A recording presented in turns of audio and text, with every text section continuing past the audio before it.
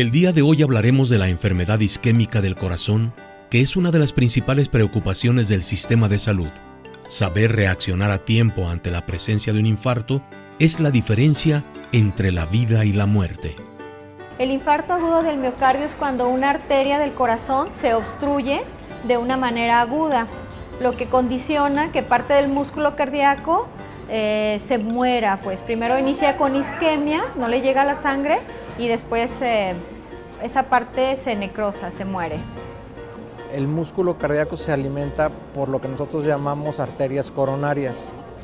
Cuando existe una obstrucción en esas arterias, es precisamente cuando viene lo que se llama angina de pecho, que es la antesala de un infarto o bien un infarto al corazón o al miocardio.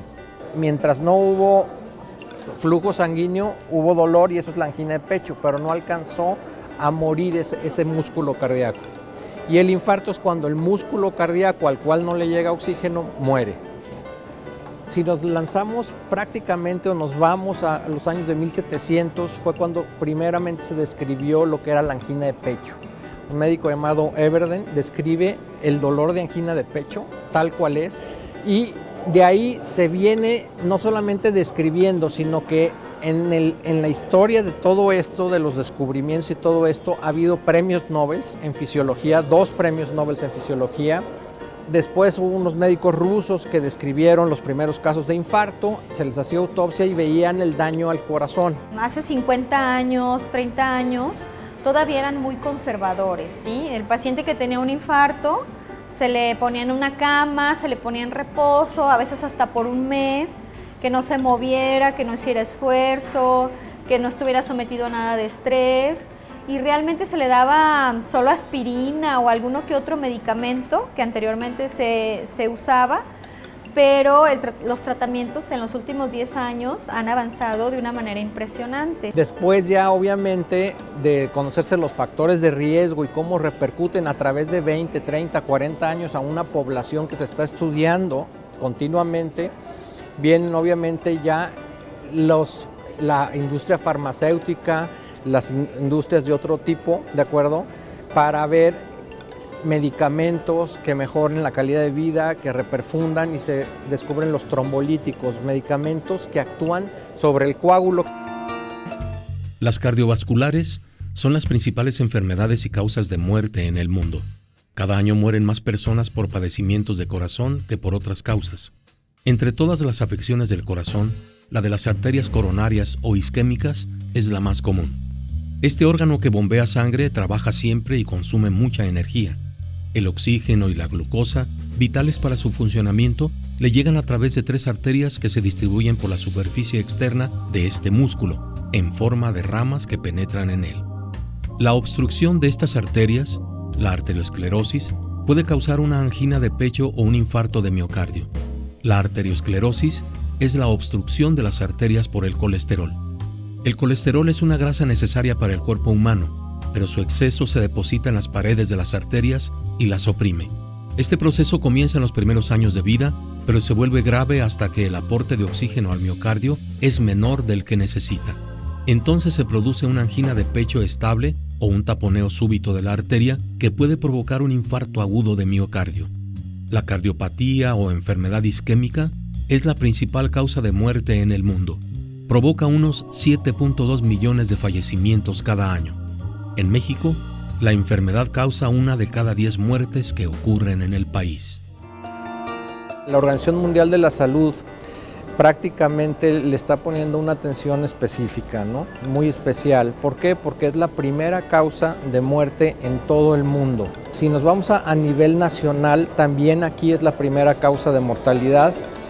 Y prácticamente es un impacto fuerte porque también produce una gran discapacidad.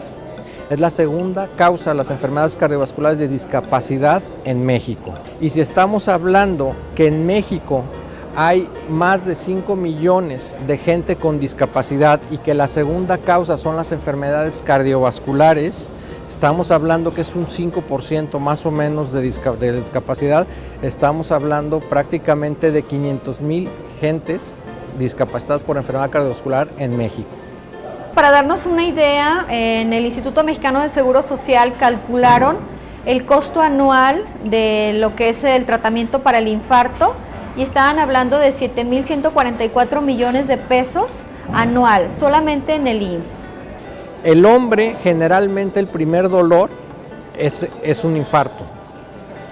En la mujer hay varios cuadros de angina antes de que llegue el infarto, hay varios avisos. Entonces el hombre, si tomamos en cuenta la menopausia en la mujer, el hombre, hasta antes de la menopausia en la mujer, el hombre se infarta 8 veces más que la mujer.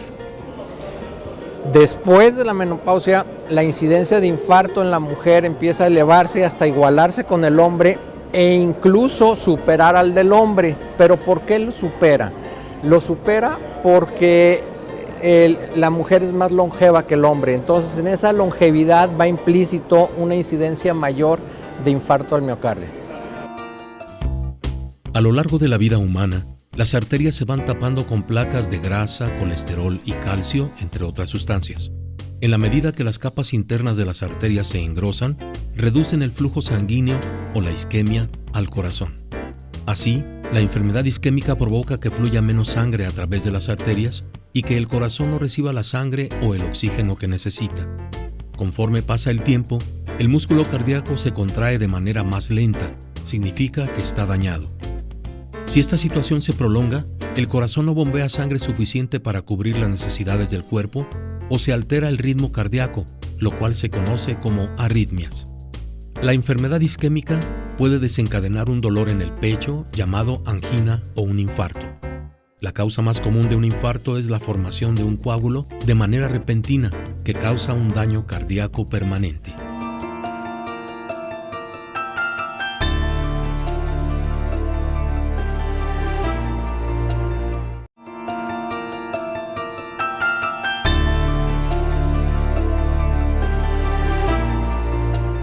¿El infarto a quién le da? Por principio de cuentas le va a dar a la población de los 45 años en adelante, o sea, productiva. Si tú pones que ese problema le da a la gente productiva, estás mencionando que puede afectar no solamente a un individuo, sino que todo su núcleo familiar, todo su entorno.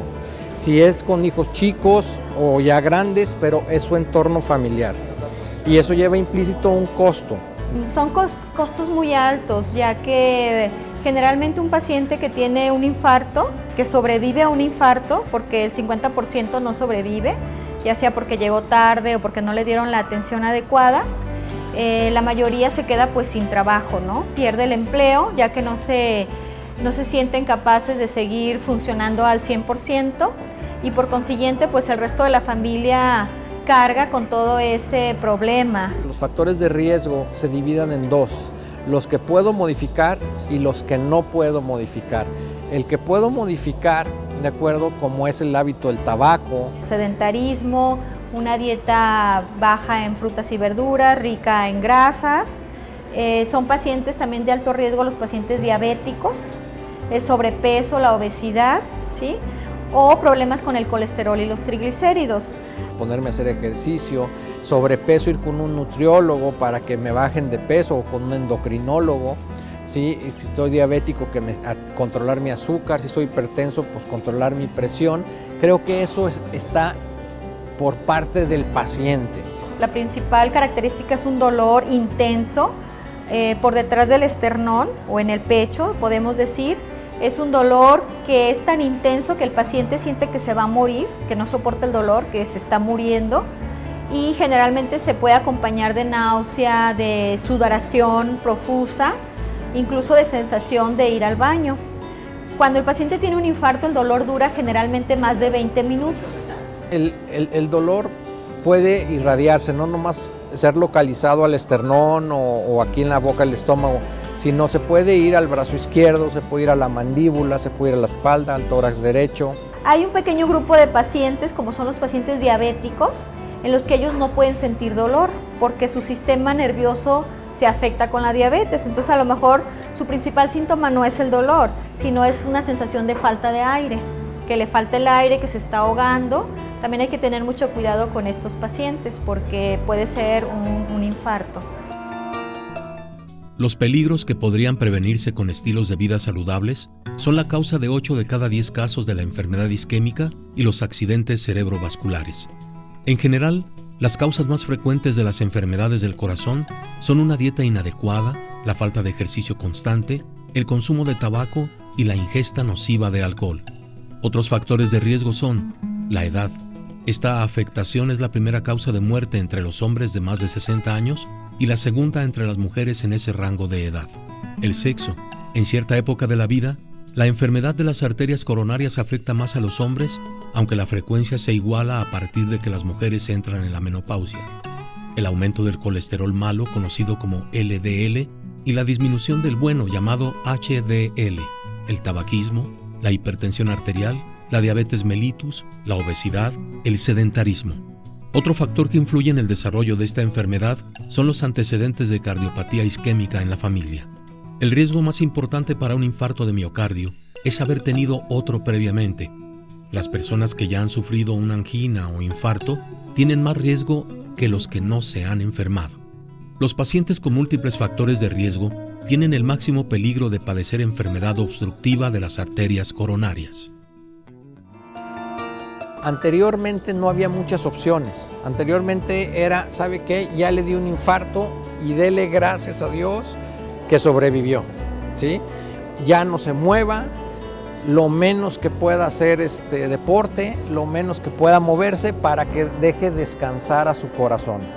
Esa no es la historia actual. La historia actual es muy diferente. Es cómo le hago yo para que mi paciente vuelva a ser productivo en la vida, para que no quede discapacitado. Y ahí está el chiste, ahí es el meollo del asunto, que gran parte es lo que me ayuda el paciente a controlar sus factores de riesgo, y cuando estamos ante un evento, entonces el paciente tendrá que saber que tiene que acudir rápido, no al médico, sino a un hospital, y de ahí decidir el tratamiento. Si la arteria que está obstruida es viable para abrirla en ese momento y estamos dentro de las primeras 3 horas de que empezó el dolor, se procede a abrirla. Ese es el tratamiento idóneo, es como mejor le va al paciente, y seguramente con eso gran parte de lo que iba a ser un gran infarto va a terminar en un pequeño infarto, o a lo mejor termina sin infarto.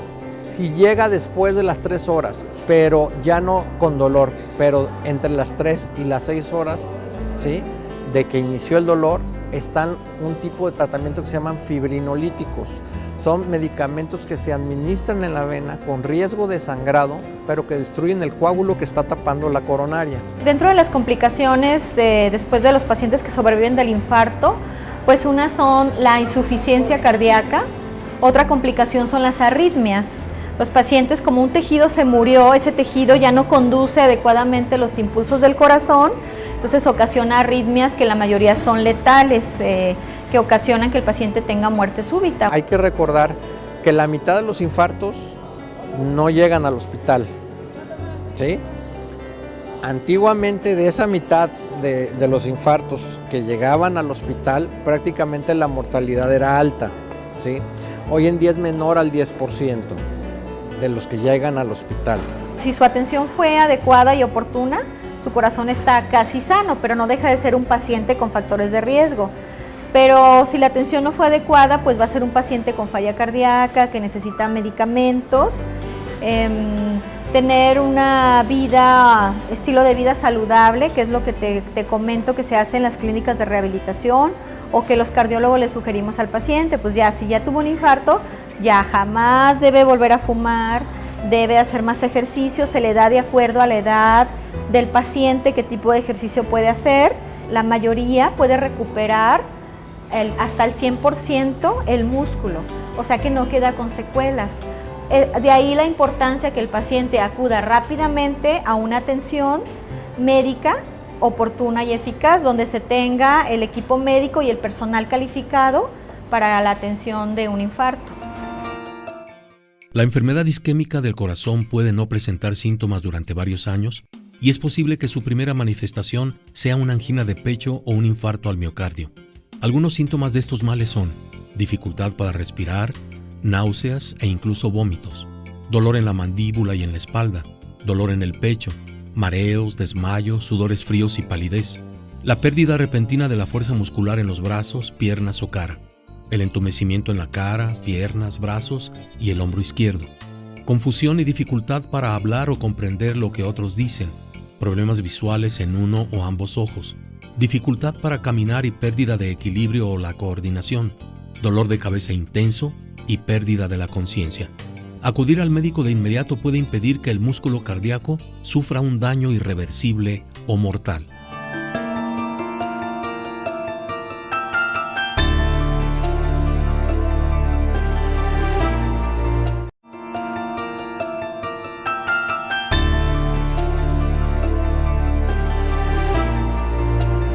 Acaban de salir las últimas estadísticas de la Asociación de Corazón Americanas y prácticamente nos demuestran un aumento desde los años prácticamente de los 70 en adelante, un aumento de la incidencia de la enfermedad cardiovascular.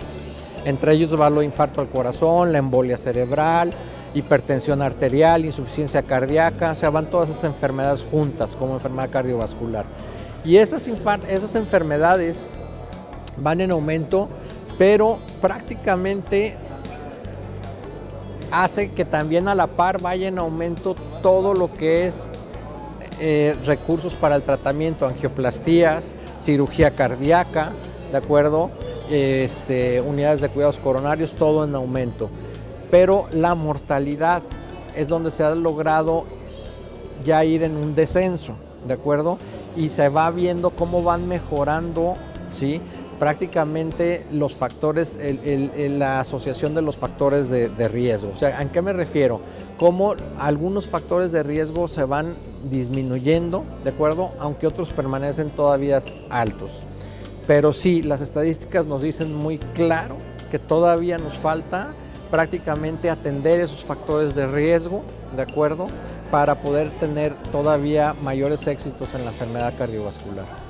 A nivel mundial se reportaba en el 2011 que 17 millones de personas mueren por infarto.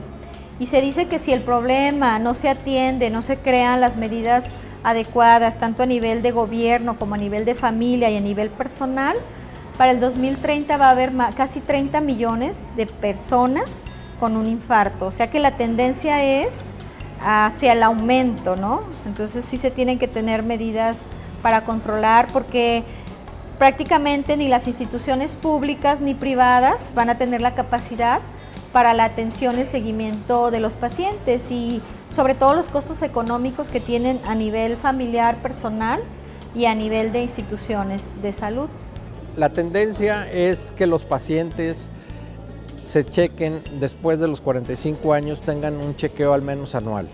Pero obviamente si el paciente es del sexo masculino, que nos infartamos más, pues obviamente tendrá que ser un poco más seguido que las mujeres. Si aparte de eso es obeso y fuma, pues todavía un poquito más continuo, ¿no?